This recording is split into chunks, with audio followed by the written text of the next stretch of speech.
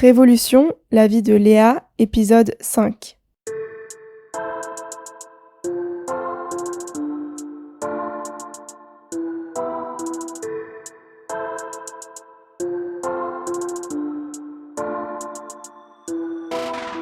Pour ce 5e épisode, Léa reprend son récit les pieds dans le sable au Club Med. L'esprit un brin aventurier, elle décide lors de l'été 52 de partir seule à Barati, un petit village tranquille de la côte ouest italienne. Lors d'un dîner, elle rencontre mon grand-père, Marcel, qui réussit à la charmer grâce à sa passion pour le théâtre et la littérature. Si vous écoutez pour la première fois cette mini-série, je vous suggère de commencer par l'épisode 1. Et si vous appréciez écouter Révolution, n'hésitez pas à laisser des étoiles sur toutes les plateformes d'écoute, ainsi que des likes et des commentaires sur le compte Instagram de Révolution, @révolution.podcast. Je vous laisse en compagnie de Léa et vous souhaite une excellente écoute. À très bientôt pour un nouvel épisode de Révolution.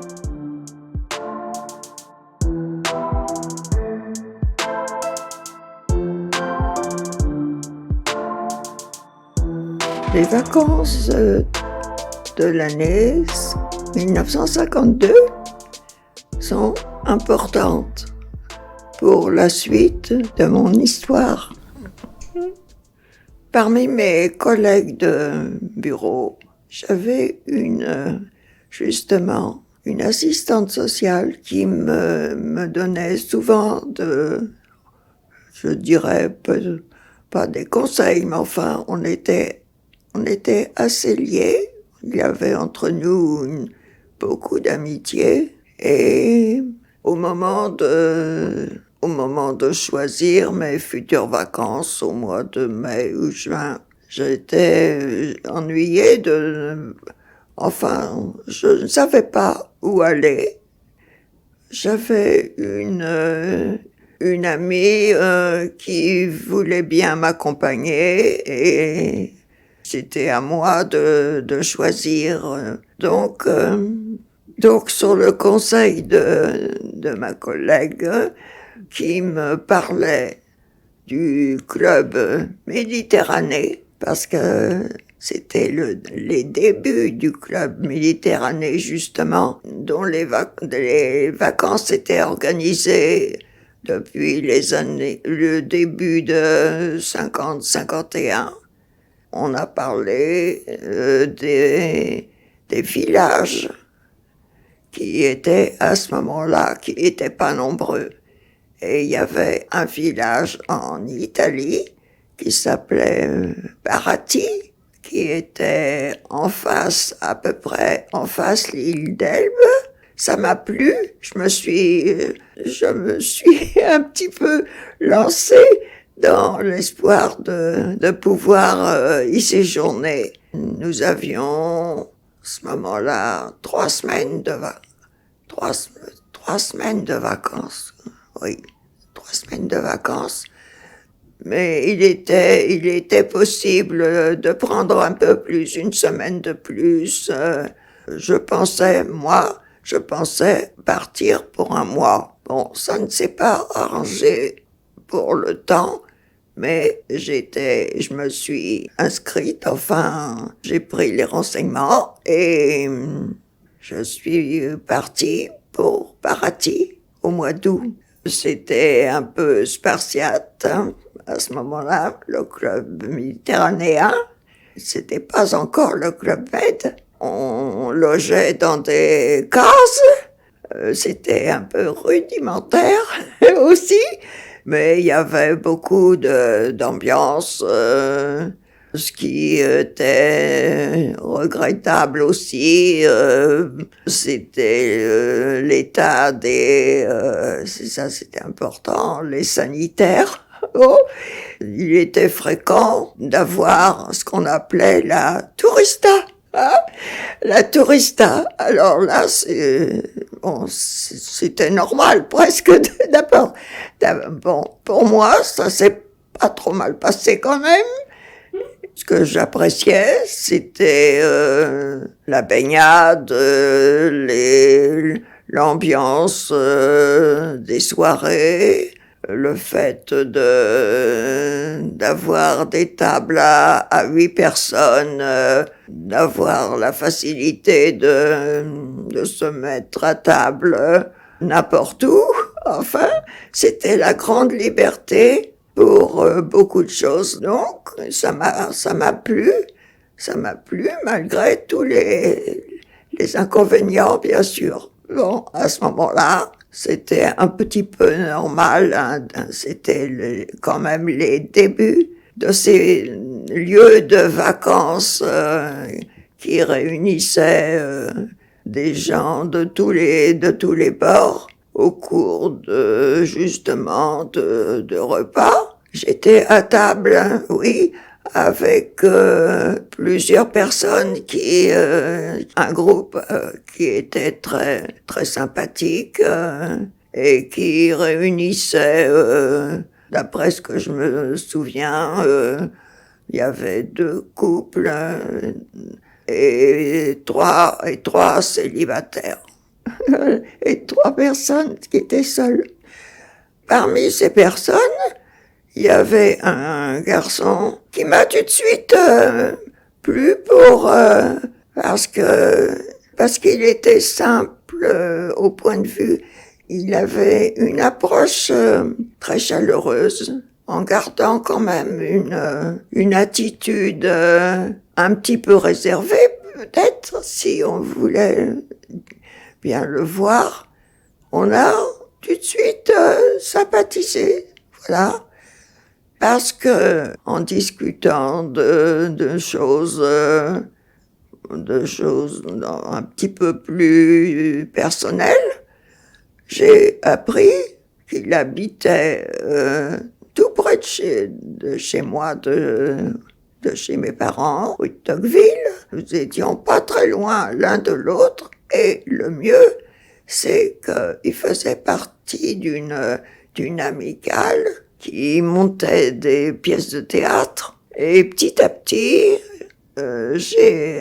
j'ai appris que justement, il cherchait quelqu'un, une jeune fille, pour interpréter un rôle pour une pièce qui serait jouée dans le courant de l'hiver. On avait beaucoup de sujets à discuter. Les vacances se sont passées très agréablement. Et on est revenu avec la promesse de se revoir à la rentrée. Nous nous sommes revus et tout de suite, j'ai pris le chemin de leur l'amicale qui était tout proche de l'église Sainte-Marie des Batignolles, puisque lui, il avait un logement où était sa mère, rue Seine-Neuve. Il faisait partie de cette amicale depuis un bon moment, où il avait aussi beaucoup de copains, d'amis, etc. J'ai été reçu par celui qui dirigeait un petit peu. C'était une pièce qui était écrite par Jules Roy, un écrivain de cette époque-là, et qui traitait d'un sujet se passant à l'époque du Moyen-Âge, oui, voilà. Voilà. Alors, j'ai fait un essai, accepté, parce que d'abord c'était un rôle, à vrai dire, le rôle le plus intéressant. Oui. Au mois de novembre, fin novembre, on a joué et c'était dans une salle où il y avait peut-être, on pouvait être à peu près 200 personnes, quoi, quelque chose comme ça. Oui. Je pense que la pièce a plu. Les décors étaient faits par, justement, une jeune fille de l'amicale. Voilà.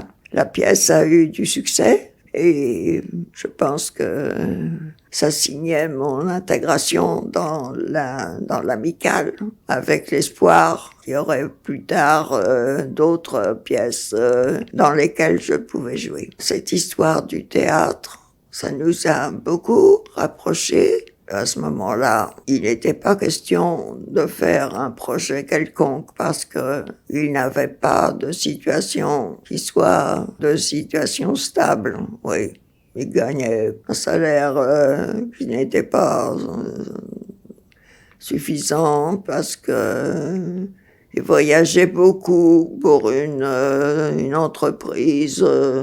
Donc, on a continué à se voir comme ça de temps en temps. En 1953, je sais qu'il avait beaucoup de voyages prévus pour son travail. Donc, on s'est pas vu souvent. Alors, de mon côté, en 52, mon frère Bernard avait rencontré sa future femme, Françoise, dont la famille était en Eure-et-Loire. C'était une jeune fille elle avait 4 frères et sœurs, donc un frère et une sœur qui étaient plus jeunes qu'elle. Ils se sont fiancés à la fin de l'année 51 et leur mariage a eu lieu en novembre 52. Alors, le mariage de mon frère, le 19 novembre 52, s'est passé là-bas, à Courville-sur-Eure. Il est à noter, et ça, c'est important dans leur histoire, c'est que le jour de leur mariage, il a neigé du matin jusqu'au soir. Là-bas, à Courville, en pleine Beauce, c'est vrai. La mariée a dû sortir sous l'averse de neige qui était importante pour aller à l'église. Et la neige est tombée jusqu'au soir. Et quand nous avons quitté en voiture avec quelqu'un de sa famille, justement, qui habitait à Saint-Mandé, tout près de Paris, avec mes parents, bien sûr, puisque papa était heureusement là encore, sur des routes qui étaient verglacées. Et ça, je me souviendrai toujours de ce retour où j'avais très peur en voiture dans la nuit, avec encore cette neige qui tombait. Et enfin, c'est une journée qui s'est passée heureusement très bien tant qu'on était à l'abri. Mais voilà, jamais plus il a neigé depuis avec mon frère et ma belle-sœur. Tous les ans, on observait le temps, le 19 novembre. Jamais plus il a neigé ce jour-là. Mon premier neveu, François, est né un an après. Il est né le 29 août 53. Donc, j'ai été sa marraine. C'était mon premier neveu. Depuis, il y en a eu d'autres. Et il faut maintenant, au jour où nous sommes maintenant, j'ai 7 arrière-petits-neveux. Voilà. Donc, en 54, dans cette amicale, j'avais interprété plusieurs rôles, dont très divers, ça allait de la cagnotte à, je ne sais plus, enfin, plusieurs rôles, toujours pendant la période d'hiver, bien sûr, et au printemps. Alors, donc, je voyais de temps en temps, Marcel. En 54, j'avais eu des places au théâtre Antoine, j'avais eu 2 places. Alors, nous sommes allés voir une pièce qui avait un titre qui me plaisait beaucoup, c'était L'heure éblouissante. De qui? Je ne sais plus. Mais c'était un titre Bon, je me souviens plus du tout de l'histoire de cette pièce. On se prêtait des livres, beaucoup, il aimait bien. Et puis, il avait l'espoir, par l'intermédiaire d'amis. Il avait un très bon camarade dont la maman avait pas mal de relations. Ce qu'il voulait, c'est changer de métier, parce que là, il n'y avait pas d'espoir d'amélioration de situation. Justement, par ces personnes, il avait l'espoir de s'instruire dans le domaine au point de vue de la vente. C'était quelqu'un qui avait beaucoup de qualités au point de vue contact, mais ça s'est concrétisé à ce moment-là pour étudier un peu la question de la vision, de l'optique. C'était un choix aussi parce qu'il pensait qu'il y avait beaucoup plus d'avenir dans ce domaine. Justement, par ses amis, il a pu être accepté dans le domaine de l'optique. Oui, oui. Mais ça a été long au point de vue. Je pense qu'il avait aussi quelques difficultés pour quitter l'emploi qu'il avait, parce que il a eu quelques difficultés avec la direction, je me souviens plus exactement. Bon, et alors, en fin 54, c'est-à-dire que cette année-là, il y a eu une grande, si vous voulez, une fête à l'amicale, un bal une après-midi, c'était l'après-midi d'abord, jusqu'au soir. Mais voilà. Alors, on a cherché à se costumer. Moi, j'étais déguisée, soi-disant, en Lorette sous Napoléon III, avec une robe à cerceau, etc. Et lui était en mousquetaire. Voilà. Et on a pris des photos, enfin bref, on a gardé un souvenir ineffaçable. Bon, peu de temps après, je lui avais prêté des livres, alors je me souviens qu'un samedi, dans la soirée, il est venu chez mes parents avec les livres qui me rendaient. Je pense que c'est là on a dit que on pouvait plus se quitter longtemps et qu'il fallait qu'on se marie. Voilà. Il m'a posé la question pour savoir vraiment la vérité sur mes sentiments, et en me disant: tu m'aimes ou tu m'aimes bien? Alors, bien sûr, je lui ai répondu comme vous savez. Et l'année s'est terminée avec le grand espoir de se marier dans le courant de l'année. Et lui a décidé d'abord de commencer à travailler chez Lissac, rue de Rivoli, où on avait besoin de quelqu'un. Donc il a commencé à travailler au début de 55.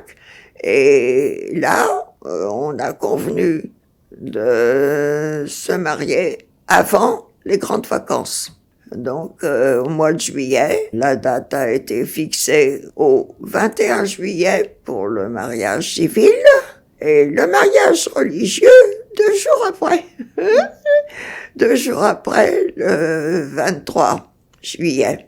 Donc, le plus important, c'était de se loger, c'était déjà très difficile de trouver un logement, un petit logement, parce que il a été décidé que rue Chalneuf, où sa maman était au rez-de-chaussée, et lui avait une grande pièce au premier étage. Donc, il a fait des transformations là, avant de nous marier. Il a fait, avec l'aide de quelqu'un, je ne sais plus, il a partagé cette grande pièce en 2 petites pièces pour faire d'un côté le salle à manger et de l'autre côté la chambre.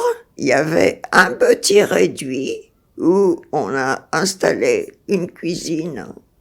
Et là, c'était vraiment un peu, on a eu du mal parce qu'il n'y avait pas de fenêtre du côté de la cuisine. C'était un petit réduit où on a fait installer le gaz. Une personne pouvait s'y tenir. D'un autre côté, il y avait une petite tablette, une petite tablette qu'on soulevait pour juste poser quelque chose avec un tabouret, c'est tout. Et alors, du côté salle à manger, on a quand même acheté une table, un bahut, 2 chaises. Je pense que la chambre a été tout de suite aménagée aussi. C'était une pièce au premier étage, mais qui donnait sur le couloir. Alors, il y avait, et bien sûr, aucun pour les sanitaires. La bête noire, c'était toilette dans l'escalier. On n'avait pas de toilette dans l'appartement. Et la chambre donnait, le mur était le long du couloir. Au premier étage, la porte en bas, c'était pas fermée. Il faisait pas très chaud. Il faisait pas très chaud l'hiver. On avait un petit poêle, d'abord un poêle à bois, et puis après un poêle électrique. Mais alors, avec un loyer tellement bas, même à ce moment-là, donc c'était ça notre... ça nous consolait plutôt du manque de confort, voilà. Donc on a pu s'installer après les grandes vacances qu'on a passées avec le Club Med, le Club Méditerranée, en Grèce. Je me souviens plus du tout du nom du club. Je me souviens plus. Ce dont je me souviens, ça a été un petit peu difficile. Il a fait très très chaud. On était encore dans des cases pas beaucoup mieux aménagées qu'à Baraty. Mais on a pris des barques pour faire des voyages en mer. Et moi, je me souviens que j'ai eu plusieurs fois le mal de mer terrible, hein, parce que la Méditerranée était un peu houleuse, hein, malgré le beau temps. Et je me souviens que j'étais allongée au fond de la barque et que je pouvais pas bouger parce que j'avais le mal de mer. Oui, j'ai mal supporté, je me souviens, oui. Il y avait aussi beaucoup d'ambiance dans le club. On a passé quand même des bonnes vacances, mais nous sommes pas partis seuls tous les deux. Nous sommes partis, il avait toute sa petite bande là qui nous a accompagnés. Moi, je me souviens de temps en temps aussi que je regrettais qu'on soit encore tous ensemble. Bon, mais je pense que pour lui, les vacances, il fallait qu'il ait ses amitiés, enfin, il ne pouvait pas se dispenser de cet entourage de gens qu'il appréciait beaucoup et que j'ai quand même un très bon souvenir quand même de ses premières vacances au club Med. Maintenant, depuis qu'il a bien changé, les premières années au club Méditerranée, c'était des vacances qui n'étaient pas très chères. C'était pas très cher. On avait une très bonne nourriture. Même à Baraty, je me souviens que On avait à profusion les légumes frais, des fruits, une bonne cuisine. On avait toujours un cuisinier. Il n'était pas tout seul, hein, il était aidé. On avait une très bonne cuisine, oui. Donc, c'était pas une trop grosse dépense. On pouvait faire des excursions une fois sur place, bien sûr. Alors là, c'était quand même assez cher dès le début, parce que on partait en car, on s'arrêtait dans les endroits. Ah, il y a le téléphone qui sonne.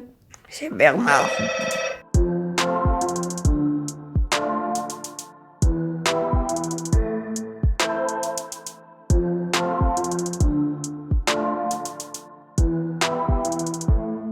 Oui, il y avait des excursions organisées, voilà, qu'on pouvait choisir,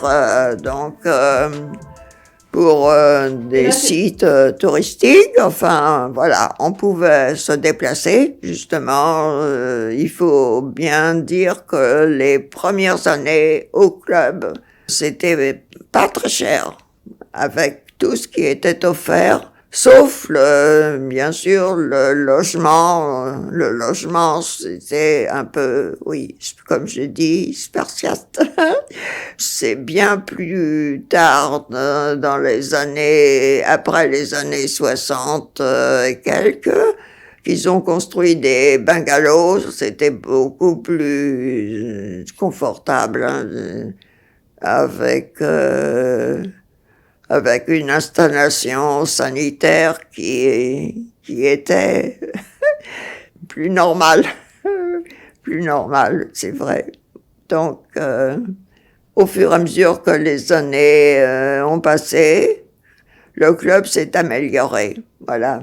Mais moi, j'ai connu, je pense que c'était la deuxième année que le club existait. Je crois qu'il y a eu peut-être un village ou deux au plus, en 1950. Et ils ont vraiment commencé en 51. Quand nous sommes rentrés à Paris, c'était donc au mois de septembre 55.